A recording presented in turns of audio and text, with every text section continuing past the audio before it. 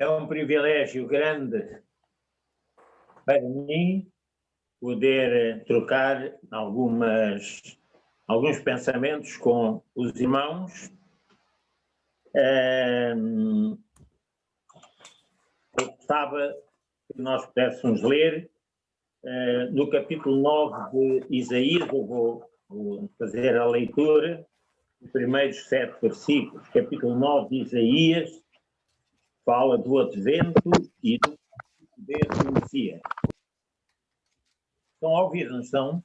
Sim, sim, irmão. Sim. Mas para a que estava aflita não haverá escuridão. Nos primeiros tempos ele envileceu a terra de Zebulon e a terra de Naftali. Mas nos últimos tempos fará glorioso o caminho do mar, além do Jordão, a Galileia e dos gentios. O povo que andava em trevas viu uma grande luz, e sobre os que habitavam na terra de profunda escuridão resplandeceu a luz. Tu multiplicaste este povo, a alegria lhe aumentaste. Todos se alegrarão perante ti, como se alegram na ceifa e como exultam quando se repartem os despojos. Porque tu quebraste o jugo da sua carga e o bordão do seu ombro, e é o cetro do seu opressor, como no dia de Midian. Porque todo o calçado daqueles que andavam no tumulto e toda a capa envolvida em sangue serão queimados, servindo de pasto ao fogo. Porque um menino nos nasceu, um filho se nos deu, e o governo estará sobre os seus ombros. E o seu nome será maravilhoso, eterno, príncipe da paz. Do aumento do seu governo e da paz não haverá fim. Sobre o trono de Davi e no seu reino, para o estabelecer e o fortificar em retidão e em justiça, desde agora e para sempre. O zelo do Senhor dos Exércitos fará isso. São célebres as 7 maravilhas do mundo antigo. O Colosso de Rhodes na Grécia, na ilha do Mar Egeu. A pirâmide de Cleópatra, no Cairo, lá no Egito. O farol de Alexandria, no delta do Nilo, no Egito. O túmulo de Maussolo em Halicarnasso, na Turquia. Os jardins suspensos da Babilónia, no Iraque. E a estátua de Júpiter Olimpo, em Grécia. Isto foram as 7 maravilhas do mundo antigo. Sabemos que, salvo erro no Kuwait, existe o edifício, o arranha-céus mais alto do mundo, mas agora não me recordo em que país, lá também no Oriente, vai ser construído o arranha-céus ainda muito maior que este outro. Isto vinha no jornal há poucos dias e eu não me recordo do nome. São maravilhas que nós podemos ver. E mesmo na nossa televisão, nos programas sobre os animais na selva, o que se passa no mundo, nós podemos ver quantas maravilhas existem. Mas acontece que, a nível caseiro, portanto, a nível de Portugal,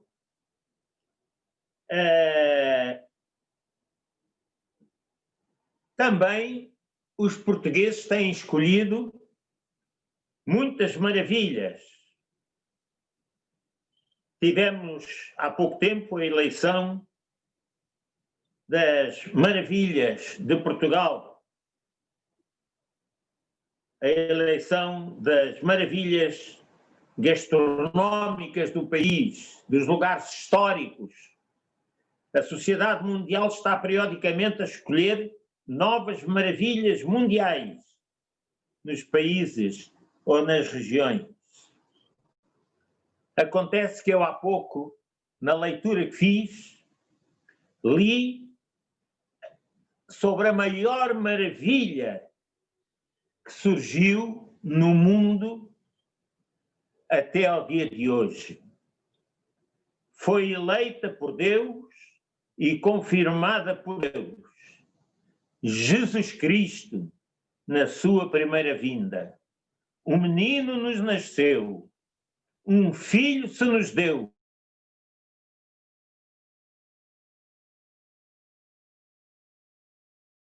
Será maravilhoso conselheiro, Deus forte, Pai da eternidade, Príncipe da paz. O seu nome será maravilhoso. Nenhum homem interferiu ou destruiu o projeto de Deus. Faraó bem o quis fazer, mandando matar as crianças, os pequeninos, para com isso tentar matar o Senhor Jesus quando nasceu. Se as maravilhas do mundo ou de Portugal são produto do esforço humano, onde certamente perderam a vida tantos trabalhadores, Jesus é Deus feito carne, conforme nós lemos na primeira epístola de Paulo aos Coríntios, capítulo 1, 24. Mas esta maravilha que apareceu e que Isaías falou, o menino nos nasceu,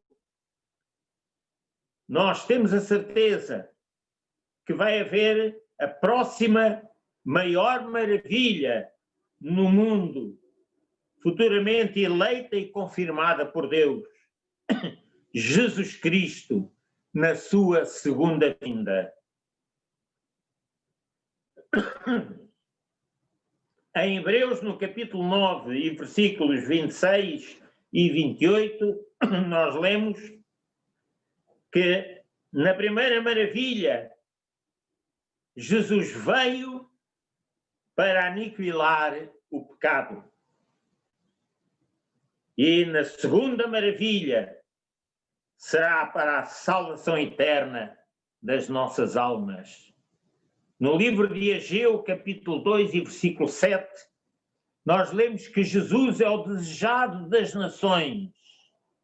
É no dia do Senhor que ele virá. E o homem não pode interferir nada, absolutamente nada. No capítulo 13 de Isaías, versículos 6 e 9, nós lemos que o dia do Senhor está perto. O dia do Senhor vem. A Babilônia era o esplendor e o orgulho dos caldeus, mas acabou como Sodoma e Gomorra. No livro de Joel, no capítulo 2, versículos 28 e 32,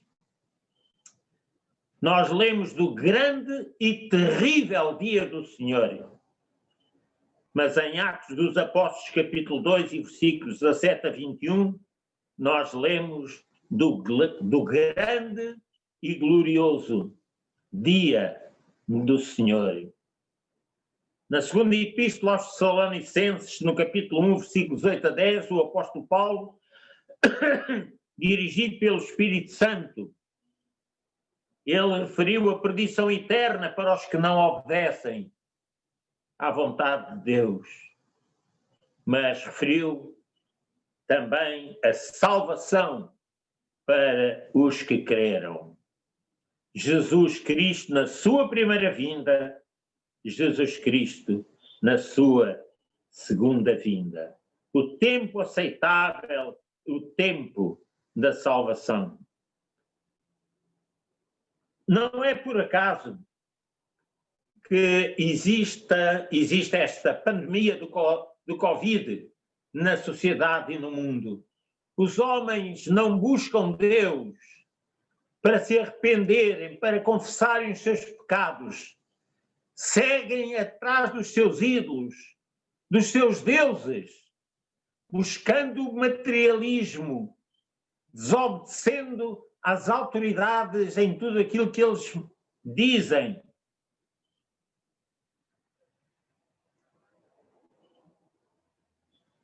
Eu dou graças a Deus porque eu vivo no período da graça. No mistério revelado por Paulo, o tempo da formação da Igreja, conforme nós lemos no capítulo 3 da Epístola aos Efésios 9 e 10. Mas antes da segunda vinda, haverá o arrebatamento da Igreja nos ares. Que sinais haverá disto? A insensibilidade da Igreja, a organização, grande apostasia no mundo, muitos desertores da fé, abandono da doutrina da palavra de Deus, aumento da corrupção geral, aumento da pressão sobre os judeus, guerras e rumores de guerras, fomes, terremotos e guerras com as pestes. Haverá grandes sinais no céu. Mas nós sabemos que no tempo da criação, em Gênesis capítulo 3, a serpente, a antiga serpente, manteve uma conversação com Eva. E há grave perigo em pensarmos que esta antiga serpente já não fala mais, que se tornou rouca, que perdeu a sua voz e que, por último, ficou inativa. A antiga serpente já não fala. Mas será que já não fala? Ela continua bem viva e a sua voz ressoa através dos tempos, durante todos os minutos.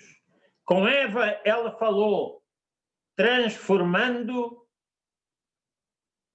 a palavra que Deus tinha dado a Adão e a Eva.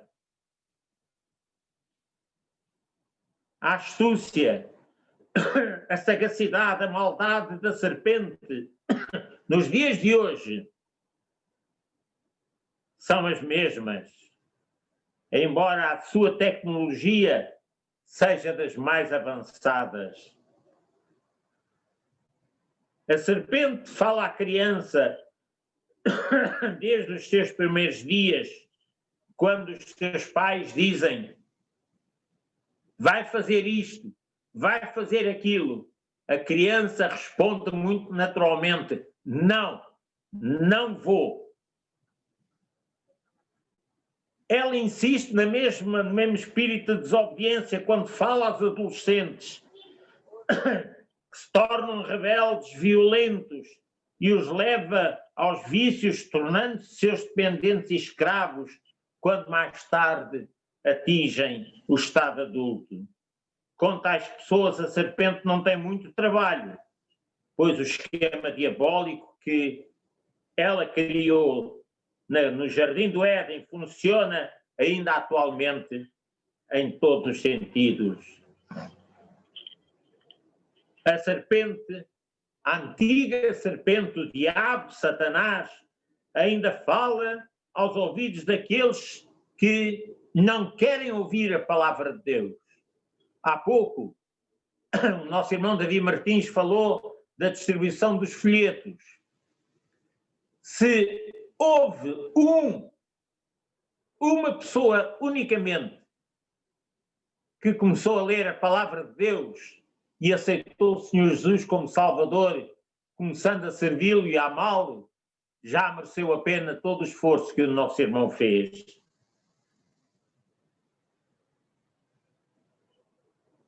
A serpente fala com o adolescente deste pequeno, que foi levado à casa do Senhor com seus pais, que comparecia com toda a alegria a todas as reuniões, chegando a ser batizado. Quando adulto, todo aquele entusiasmo foi apagado, ausentando-se por completo da casa do Senhor.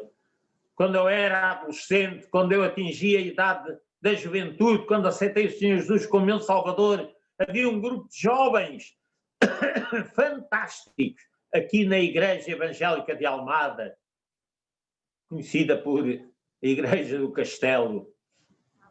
O que nós fazíamos? Havia cultos todas as noites, quer na Igreja-mãe, quer nas suas missões.